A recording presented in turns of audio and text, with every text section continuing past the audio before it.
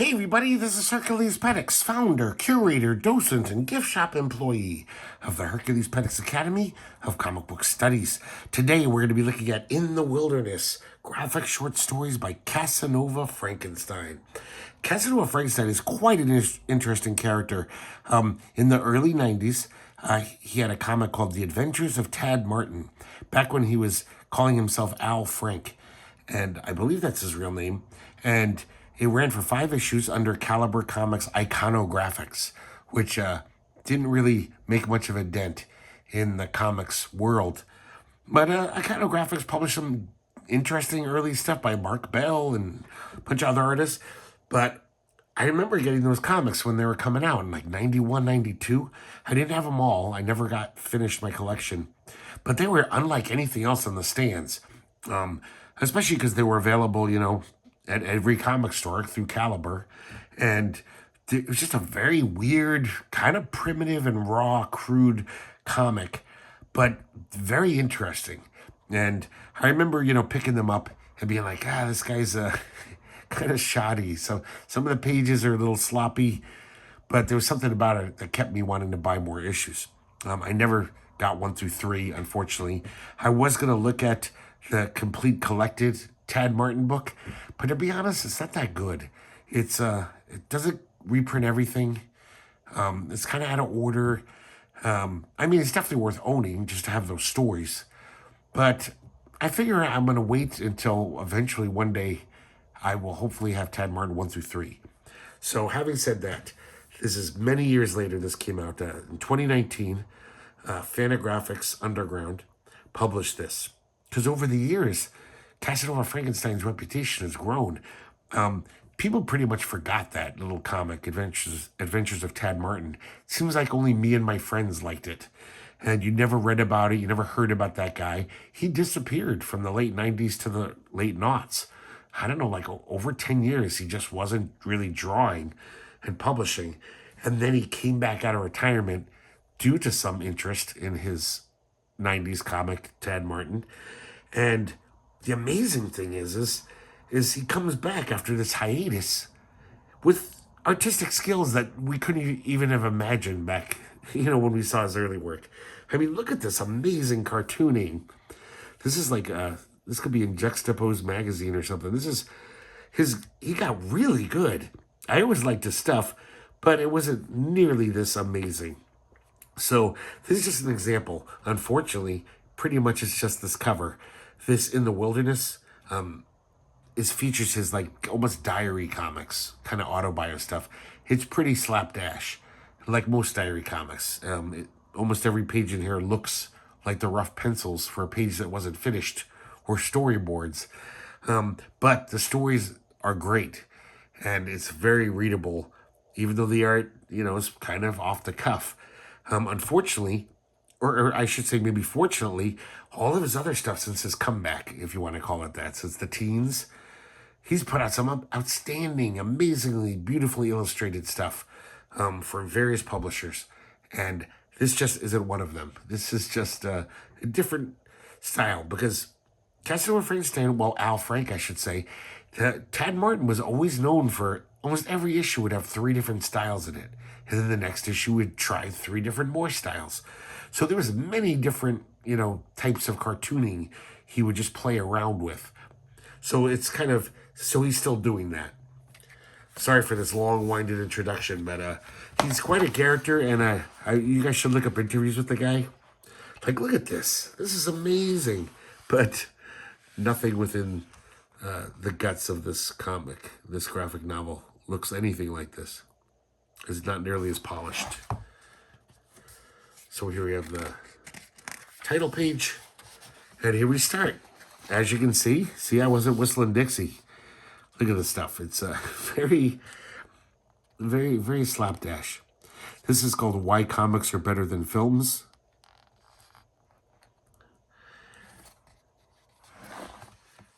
And this one's called Plop Plop Fizz Fizz. So that's the thing about Casanova Frankenstein's autobio work. He's really honest, and that's what makes him so interesting. He some of his thoughts that he puts down on paper, they're pretty embarrassing and like Like if I think we all have shitty thoughts, negative kind of shitty thoughts about certain people. We try to keep it down inside of us. We don't share them, our beliefs, when they're crappy. But he is perfectly happy, just like talking about an instance where he had this really shitty attitude towards someone, or and he just spills it out there. This is just him about not being able to shit in a public toilet.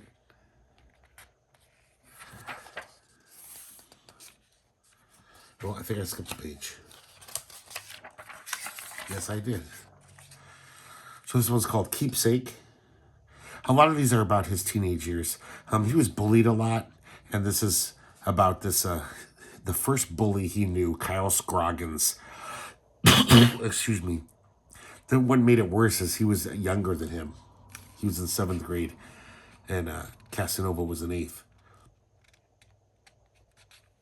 And, he had a year when he went to high school. He had a year without him, but then as soon as he got to high school, his life was a living hell. It just, once you're bullied, it just doesn't stop. Here's 1994, and, this is when he's a little older. He's a young man.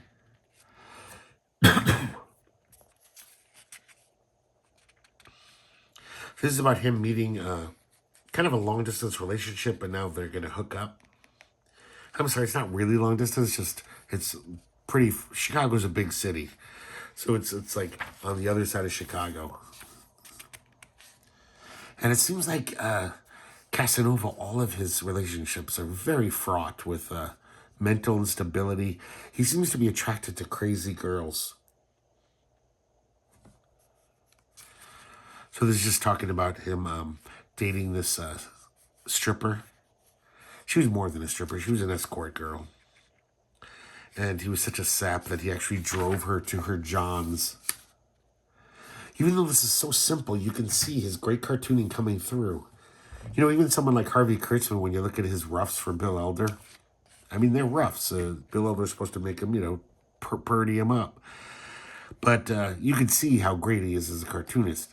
Even though he's just sketching stuff out, he can't hide it. And you can see little pieces here and there where, like, it's just a great face, but, it's barely drawn. This one's 1988. And a lot of this is just very mundane stuff. Just him talking about, I don't know, being a punk rocker. He was basically the only black punk rocker. Well, maybe there's one other guy. But, I grew up in punk rock. It seemed like there were very few black kids into punk rock. It was always a minority within a minority of a minority. They were even more of a minority in the punk scene. So this is just him about going to shows when he's a teenager. It seems like he was always... It's funny that he named himself Casanova, because he's so not. He's just... It's ever since he's 13, he's just this total sap for pretty women. And, he does hook up with some women. But it's also... They always seem to break his heart. And more often than not, though, he fails to hook up.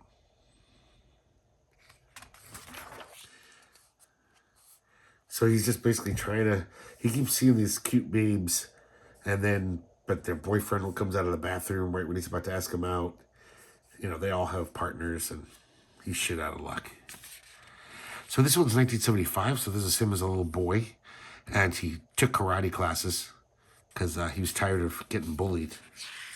And this is this is about his father, and how his father sounds like an abusive drunk. So this is an incident where the father was a jerk. Apartment city in Hyde Park, January 1991. So now he's a young man. He has a girlfriend who's got a house sitting gig in the ritzy part of town. So she invites him to come hang out.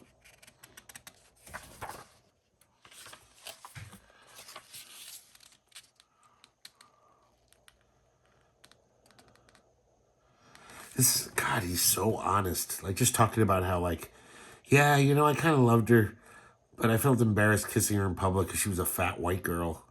He just talks about how, yeah, I, I wish I had a girlfriend who wasn't fat. I know it's shitty, but these are thoughts that people have, but they keep them to themselves. His girlfriend Lainey has lots of cats, and he's allergic. He fucking hates the cats. He's a really good writer, even though it's not like it does seem like he's just like writing diary entries, but he's good. I don't know. He just seems like probably because he was such a loner as a kid, getting bullied all the time, trying to hang out in his room as much as he could, and I think he's figured out some things. He just has some, even though he says some stuff in here that's just kind of like, oh man, what are you talking about? But for the most part, it seems like he's kind of wise to human nature.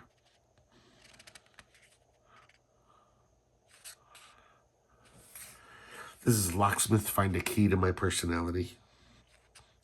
This is him just talking about how his leather jacket, it's almost like his superhero outfit. It makes him feel stronger.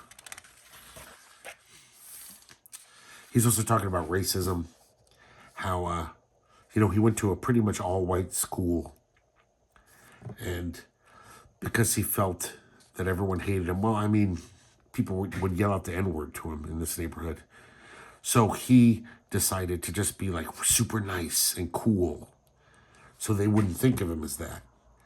So he was very affable and appeasing to everyone. But it didn't help. People would still say nasty jokes to him and make fun of him for being black. So he kind of course, grows up a little bitter about it.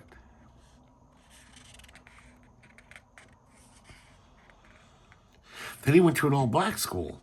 And even when he was hanging out, this is like in 7th grade, and when he even hanging out in a black school, he was the outsider because he's half. He's a mixed race.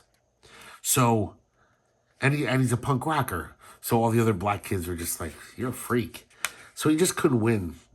When he was a teenager, this poor guy just couldn't win.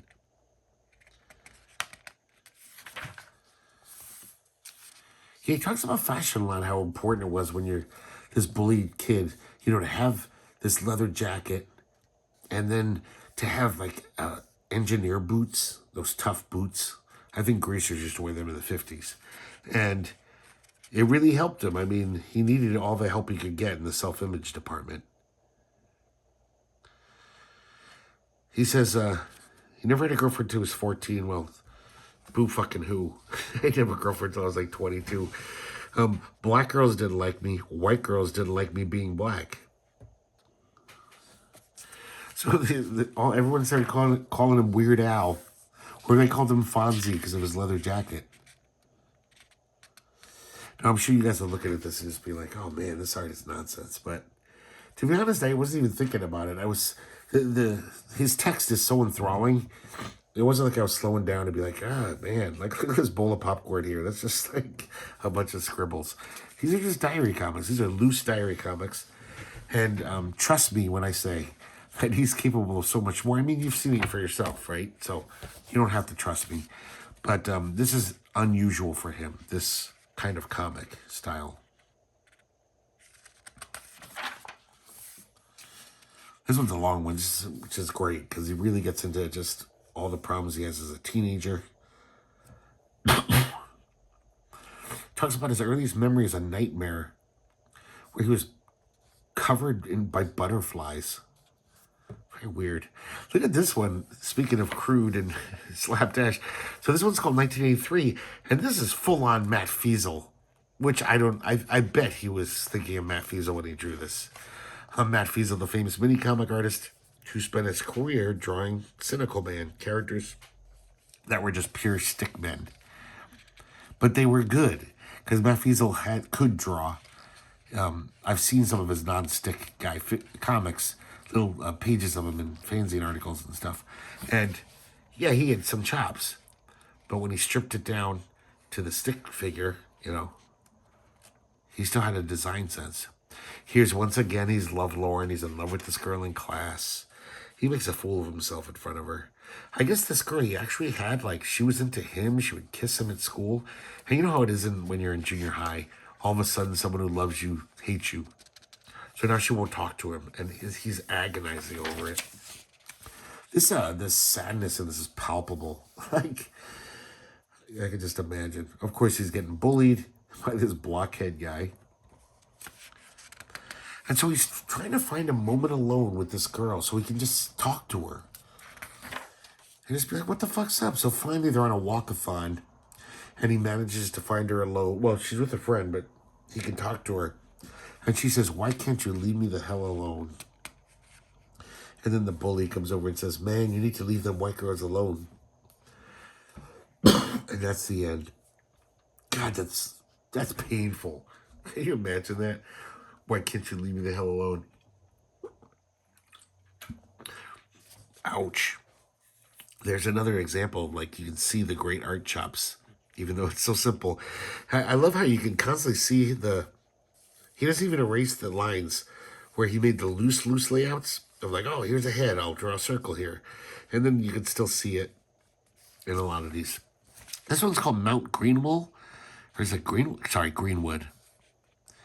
And this is about him, how it seemed like a lot of the girls he dated, maybe because he dated white girls since he was a punk, lived in this racist neighborhood. So he always had to drive through this racist part of Chicago to meet his girlfriends. This one's called Melvin, which is about the only other black punk he knew. So they were kind of friends. He had a way with women that Casanova lacked. And years later, he found out that his own dates, after it was all over, he found out that he was fucking all of his girlfriends behind his back. Here's Adventures in My Own Personal High School Hell, the senior class trip. It's interesting that in The Adventures of Tad Martin, 20 years before this, almost 30 years before this, he has lots of autobiographics that just allude to some of the stories that are fleshed out in here. So in one of those Tad Martin stories, back in 92 or something, he mentioned, has two panels about, that's senior class trip. That's when I realized what an outsider I was. Now we get the whole story. Here's him in the present with his cool dreadlocks and kind of looks like the Predator. And basically bitching to us, telling us how shitty his high school life was. And now we go back to that fateful bus trip. Sorry, guys. It's like 3 a.m. I'm trying not to go on too much. I need some water. Oh, my throat's scratchy. So, of course, there's all this shit going on. And he's a loner. He's just listening to his Walkman. Love that face, too. Even though it's just dashed off. So, of course, they're traveling from Chicago down to Florida, so they have to go through the South. So he discovers all this, really, even more blatant racism that he's used to in Chicago. In, certain McDonald's truck stops and stuff.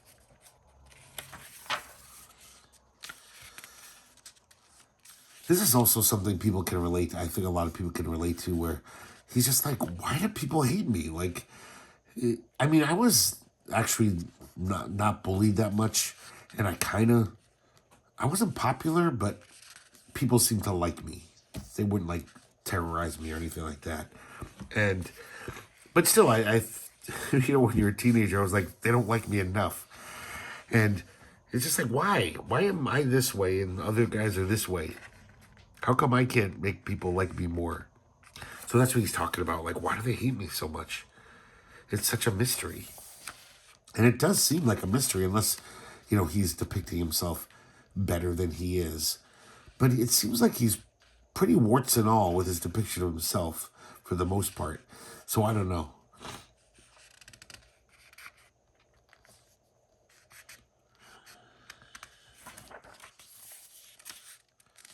So they finally make it down to Florida. And, it's still spring break. They're on a beach. And the one incident that really makes him feel like that none of his friends like him, I missed it here, is where everyone's walking on the beach and then everyone else kind of starts walking faster. And he can't keep up. And then he realizes, they're running away from me. They didn't even want to hang out with him. All the other high school kids. So he gets really sick. He doesn't even posit a reason why. He doesn't say, oh, I ate something weird. And so he just can't stop vomiting and dry heaving. So the bus ride, not the bus ride home, they take a bus to another city in Florida, and he just can't stop going to the bathroom to puke.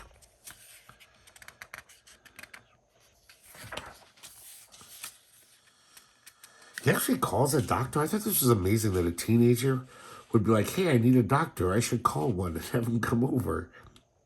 Maybe his parents gave him his credit card or something. But I just wouldn't even think to do that. So finally, he calls his parents and says, I want to come home. I'm sick. And his parents sent him an airplane ticket. So he left the trip early. And as soon as he got in the taxi to the airport, he started feeling better. Next is Maria. And this is once again about him having this huge crush on a girl. Oh, I'm sorry. First, he has a crush on this girl, Leslie, who kind of looks like Molly Ringwald.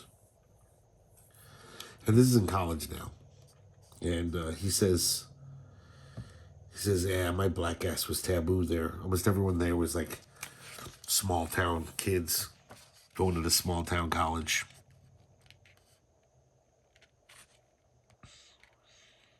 So he went to Texas Tech, and he has a lot of stories, even back in Tad Martin days, of going to college.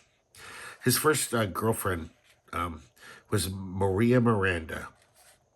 She was a Mexican girl. He says, I always liked Mexican girls, but never hooked up with one. She was kind of homely, but so what? Once again, him being a little too honest. Look at that, how you can see the circle. You didn't erase it. Just like, yeah, I'll just draw the lips in there and the eyes. She wouldn't have sex with him because he wouldn't say, I love you. Now, at the same time, that fat girl he was dating back in Chicago, he was still dating her technically long distance. So he had two girlfriends that he wasn't too thrilled with because Maria apparently was homely, as he said, like I already said. Of course, as soon as turns out she cheats on him with someone, and just because he said, I love you. Something he would never do. So he breaks up with her. Kind of in a very shitty way. Next, we have Temporary Insanity. And this is about his job. He has a lot of comics about his jobs. And most of them sucked. Seems like in 40 years, this guy's done everything. Every menial, shitty job you can think of, he's done it. So he gets laid off from this kind of okay job he had. Some factory. And, he gets on to unemployment benefits. But then he's got to look for work. And so we just see all of his trouble.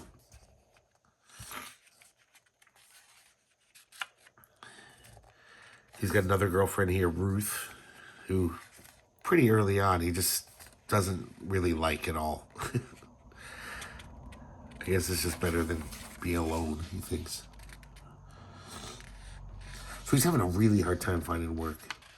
He's working for temp agencies like Manpower Temp Agency. And he's getting placed in all these different places, factories.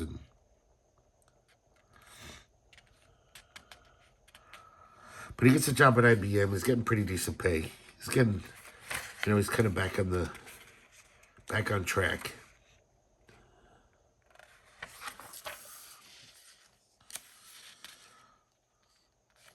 So that's what he just talks about. The mundane existence that so many of us live. But it's a very interesting. I wasn't bored at all in this. He's got a way with words. Where he knows what to leave out in even a boring story. So the problems with Ruth get more and more. He basically likes her less and less. And he keeps getting, because these temp jobs, he keeps getting fired or the job ends. So he's kind of bouncing between employment and unemployment.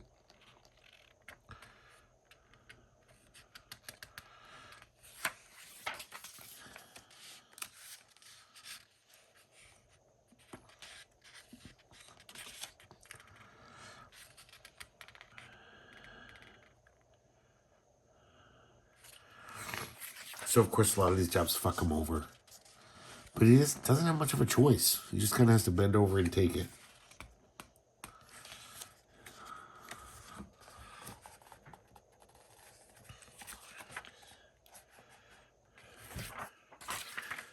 Man, look at just the circles. Like, just get rougher, I think, as the comic goes on. He's just like, yeah, I'll leave that in. I'll leave all the rough pencils in.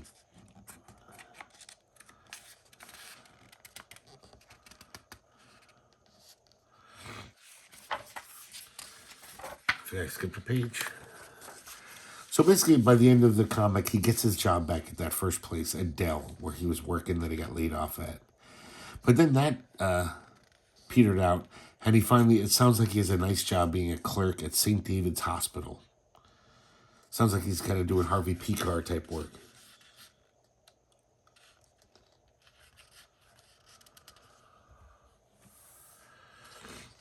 Oh, I'm sorry. And then at the very end, that's when he gets his job back at that first company.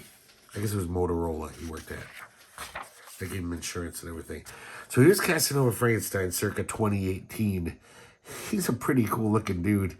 He looks like he stepped out of Fury Road. There's a really good interview by Gary Groff, conducted by Gary Groff, exploring the darkness within in myself, which is an interview with Casanova. And he goes through everything, you know, childhood, love of comics. Casanova talks about he basically loved all the greats when he was a kid. He loved Wally Wood, he loved Al Williamson, he loved the underground guys. Here's some of his little kid reading the Sunday Funnies. He's an example of Wally Wood art. He loved Herbie, so he had good taste. And of course, like almost every artist out there, he loved Mad Magazine, Vaughn Baudet. Later on, he loved the Hernandez brothers, specifically Jaime. It's interesting. He loved Bill Sienkiewicz's run on the New Mutants, at least the first few issues, and then, God, look at this man. That's him. That's him too. I saw an interview with him on YouTube, and I don't know if that's permanent tattoo, or he likes to just draw a marker to make him look like he's a Frankenstein.